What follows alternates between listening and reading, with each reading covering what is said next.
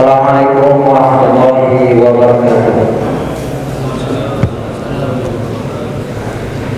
Innal hamdalillah nahmaduhu wa nasta'inuhu wa nastaghfiruh wa na'udzu billahi min shururi anfusina wa min sayyiati a'malina. Man yahdihillahu fala mudilla lahu wa man yudlil fala hadiya lahu. Asyhadu an la ilaha illallah wahdahu la syarika lahu wa asyhadu anna Muhammadan abduhu wa rasuluhu amma ba'd. Jemaah salat zuhur yang dirahmati Allah Azza wa Jalla, puji syukur kita kepada Allah Azza wa Jalla pada siang hari ini kita bisa melanjutkan kembali kegiatan agenda rutin kita. Kajian setelah zuhur masih membahas kitab Riyadhus Shalihin. Kita masih dalam bab anjuran untuk mendapatkan hasil atau memakan dari hasil usaha sendiri. Kita masuk ke hadis yang 539. Qala al-mu'allif rahimahullah ta'ala nafa'ana Allahu bi'ulumihi amin. Wa an Abi Hurairah radhiyallahu anhu qala Rasulullah sallallahu alaihi wasallam la an yahtatiba ahadukum qismatan ala dhahri khairan lahu min an yas'ala ahadan fayu'tiyahu aw yamna'ahu, muttafaqun alaih. Hadis ini diriwayatkan oleh Abu Hurairah radhiyallahu anhu. Beliau berkata bahwasanya Rasulullah SAW bersabda, sungguh seseorang di antara kalian itu bekerja dengan mengambil kayu bakar lalu mengambilnya di punggungnya, itu lebih baik daripada dia meminta kepada seseorang, baik diberi atau tidak diberi oleh orang yang diminta. Jemaah yang dirahmati Allah SWT, ini hadis yang sangat penting bagi kita, mengingatkan kepada kita untuk bekerja, untuk menikmati hasil dari apa yang kita usahakan. Selagi kita mampu untuk bekerja, maka mari kita bekerja. Ya, kita makan itu semua dari jerih payah kita, bukan dari ingin santai, ingin instan, minta langsung dapat.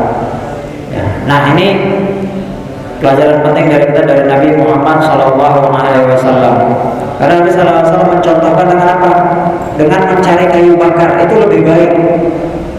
Ya, cari kayu bakar, lalu kayu bakar itu dijual, lalu dari hasil jual itu dapat uang. Dari uang itu lagi kita gunakan untuk makan sehari-hari atau untuk kebutuhan kita. Itu lebih baik daripada meminta. Ya. Kenapa? Ya, karena mungkin sebelum-sebelumnya sudah disampaikan ya hadis yang lainnya tentang bagaimana wati-wati atau ancaman Nabi SAW bagi orang yang meminta sedangkan dia memiliki kecukupan. Dia meminta-minta bukan dalam artian darurat. Ya, dia minta ini padahal dia punya untuk membeli sesuatu itu. Ya, dia hanya ingin instan saja. Nah, ini sebuah didikan dari Nabi Muhammad SAW. Hadis yang lain melarang dari perbuatan praktek-praktek yang bisa menghinakan diri, ya, menjatuhkan harkat dan martabat, atau membuat dia menjadi orang yang pemalas, ingin instan. Di sisi lain, Nabi mengajarkan bekerjalah, mau kerja apapun itu, semua pekerjaan selama tidak mengandung pelanggaran syariat, maka itu terhormat di sisi Allah Azza wa Jalla. Ya.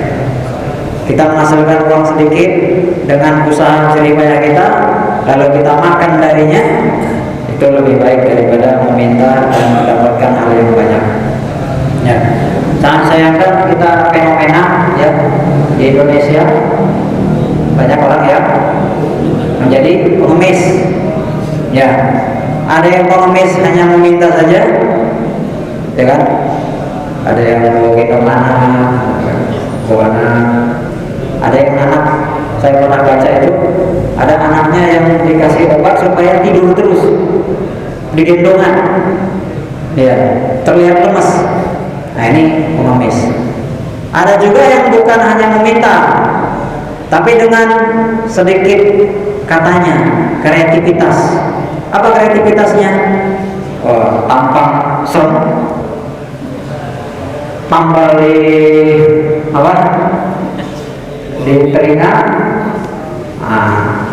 bawa gitar, terus datang ke warung-warung bakso, datang ke toko-toko apa, nyanyilah gitu kan, mohon maaf, mohon apa gitu kan, atau memunculkan bahasa-bahasa kita bukan untuk kaya, hanya untuk sesuap nasi. Nah, itu ada dalam nyanyi-nyanyiannya. Begitu kan, menggugah perasaan kita. Tapi ternyata ini adalah praktek meminta-minta. Kenapa? Ini pemalas. Ya. Ototnya punya, tinggal kerja, nyuci piring kayak di tukang bakso itu kan, dapat uang. Atau jadi tukang parkir, ya kan? Tukang parkir bagus. Banding, betul. Oh iya, parkir yang resmi maksudnya. Gitu. Dia datang, kita diarahkan, bukan jukir. Yang belakang-belakang tiba-tiba udah menarik ini kita, bukan itu maksudnya. Yang dari orang merapihkan, katanya jangan dikunci stang ya, nah gitu. Terus ketika gitu. Nah, jadi ini parkir yang syar'i juga, bukan parkir yang nggak benar gitu ya, yang sesuai aturan pemerintah.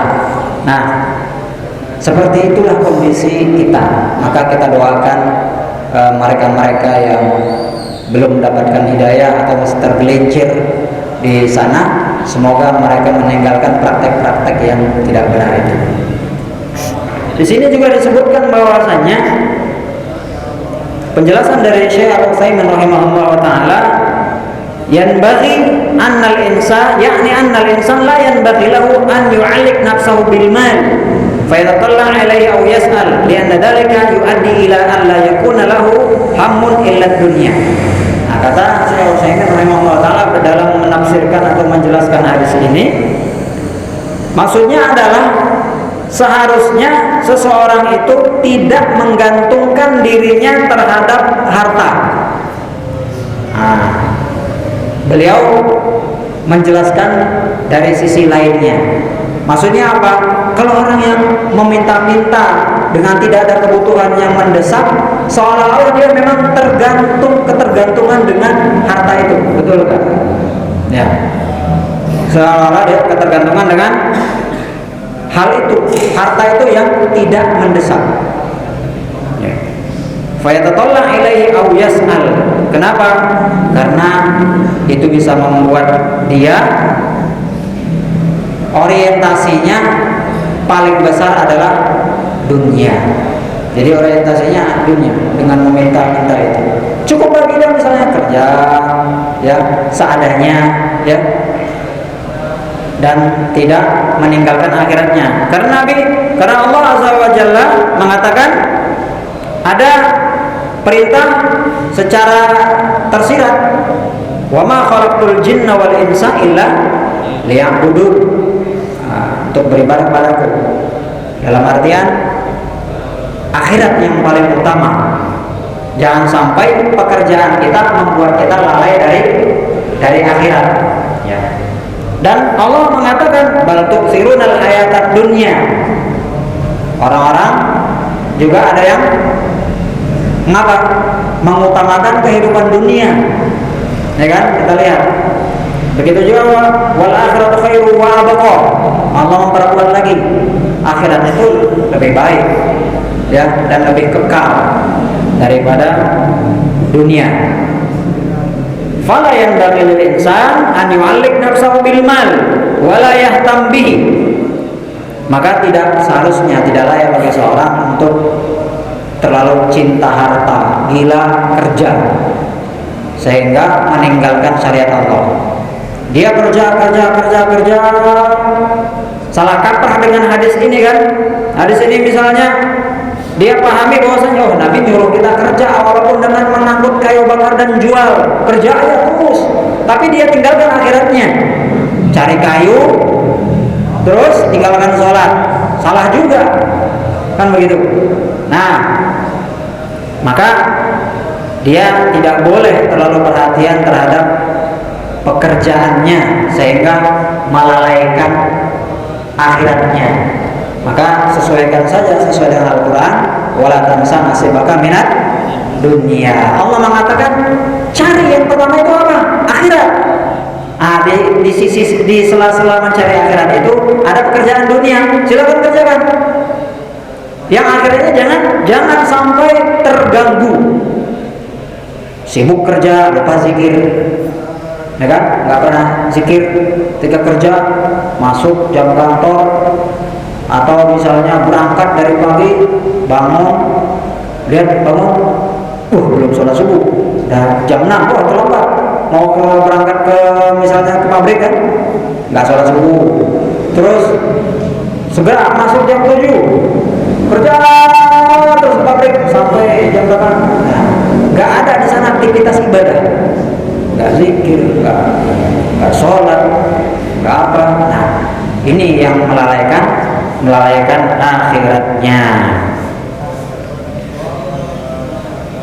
Tapi kata Syekh, ketika harta itu datang, in ja'ahu min ghairi ta'bin wala su'al wala istishraf fayaqbalhu. Tapi kalau harta itu datang tanpa kita seperti gila kerja gitu kan, tanpa kita meninggalkan akhirat kita, maka silakan kita ambil. Atau dalam artian kita bekerja sesuailah dengan porsinya masing-masing sehingga tidak meninggalkan akhirat. Wa illa fala, kata beliau. Selanjutnya juga kenapa dilarang kita meminta-minta? Ya secara duniawi saja itu sudah ada mafsadatnya. Apa? Yang pertama tadi, ketika kita tidak butuh darurat, kita menjadi pengemis, meminta-minta. Nah itu satu, menjadikan sifat pemalas, gitu kan? Kamu kerja, padahal bisa bekerja. Selanjutnya juga, ketika kita minta, kan ada dua kemungkinan, dikasih atau tidak. Kalau diberi mungkin kita senang, kalau nggak diberi mungkin nggak senang. Bisa jadi kan? Ya tergantung kondisi orangnya. Ada yang ya dia legowo, ya ada juga yang nggak senang. Nah ini juga tentunya tidak baik, ya tentunya tidak baik. Di sisi lain juga, ketika meminta kepada seseorang itu kita sudah merendahkan diri, betul tidak? Meminta kepada seseorang kita merendahkan diri. Ketika tidak diberi, maka mungkin kita merasa terhina, ya kan? Dengan tidak diberinya permintaan kita itu menjadi rendah ketika tidak diminta. Islam menjaga ini, ya selagi kita mampu ya nggak usah meminta. Tetapi ketika darurat, silahkan kita untuk meminta, seperti hadis yang 3 orang disebutkan, sudah disebutkan ya, 3 keadaan seseorang boleh meminta. Atau ada hadis yang lain, misalnya dia meminta kepada penguasa, kepada pemimpin, ya, yang dimana di sana ada haknya, dan itu tidak mengapa. Jemaah yang Allah Azza wa Jalla, sedikit hal yang perlu kita pertegas lagi. Hadis Nabi Shallallahu Alaihi Wasallam ketika beliau bertanya kepada para sahabat, kata beliau, man yataqabbal li biwahidah wa taqabbalu lahu bil jannah. Kata Nabi SAW, barang siapa yang ingin bertemu denganku dan barang siapa yang ingin bertemu denganku nanti di akhirat, aku menemuinya di surga. Dijawab oleh salah seorang sahabat dengan nama Thauban radhiyallahu anhu, qal qultu ana ya Rasulullah, aku ya Rasulullah. Dia ingin ketemu dengan Nabi nanti di akhirat di surga. Lalu kata Nabi SAW mendengar jawaban Thauban ini, Ketika dia menanyakan, aku ingin ya Rasulullah, jawaban Nabi, la tas'alun nasa syai'an. Jangan kau suka meminta kepada seorang, atau jangan kau meminta sesuatu apapun kepada manusia. Dimana untuk Allah SWT, ini ajaran dari Nabi Muhammad SAW bagi kita yang tidak dalam keadaan darurat, maka mari kita berusaha tidak meminta, dan semoga Allah melindungi kita dari segala macam bahaya, musibah, dan hal-hal darurat yang lainnya yang mempersulit kondisi kita. Barakallahu fikum. Wassalamualaikum warahmatullahi wabarakatuh.